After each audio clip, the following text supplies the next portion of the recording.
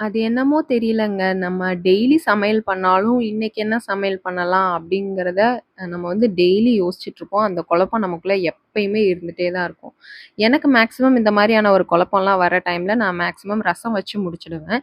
So, அதனால இன்னைக்கு சிம்பிளா ரசம், பருப்பு, அப்புறம் வந்து சேப்பங்கிழங்கு இருந்தது. ஸோ, சேப்பங்கிழங்கையும், பருப்பையும் ஒண்ணு போல ஃபர்ஸ்ட்டே வேக வச்சு எடுத்துட்டேன்.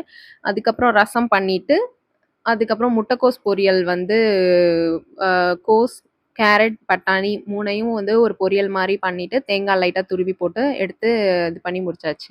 என் பையனுக்கு எப்பயுமே எப்படின்னா, நான் சீக்கிரம் சமையல் பண்ணியிருக்கப்போ, அவன் சீக்கிரம் சாப்பிட மாட்டான். நான் என்னைக்கு கொஞ்சம் லேட்டா சமையல் பண்றேனோ, அன்னைக்கு தான் சீக்கிரமா பசிக்குது, பசிக்குது, பசிக்குதுன்னு சொல்லி ரொம்ப வந்து இது பண்ணிட்டுருப்பான். ஸோ, இன்னைக்கு அவன் வர்றதுக்கு முன்னாடி வந்து சமையல் பண்ணி முடிக்கணும் அப்படின்னு சொல்லிட்டு, வேக வேகமா வந்து சமையல் வந்து பண்ணிட்டுருந்தேன். ரசங்கிறனால கொஞ்சம் சிம்பிளா சீக்கிரமா முடிஞ்சிருச்சு. இல்லன்னா அவ்வளோதான். இந்த சேப்பங்கிழங்க வந்து ரொம்ப நேரம் வேக வச்சு எடுத்துட்டேன்னு நெனைக்கிறேன். ரொம்ப வழுக்கிட்டு வழுவழுன்னு போயிட்டே இருந்துச்சு. என்னால கட் பண்ணவே முடியல. அதுக்கப்புறம் பெரியம்மா வீட்லேருந்து கொஞ்சம் மாவடு குடுத்துருந்தாங்க. அந்த மாவடு வந்து நல்லா கழுவி சுத்தம் பண்ணி, ஒரு நல்ல கிளாத்ல வந்து போட்டு, அ ஈரமே இல்லாம நல்லா தொடச்சு எடுத்து வச்சிருந்தேன். இன்னைக்கு எங்க வீட்டு லஞ்ச் ரசம்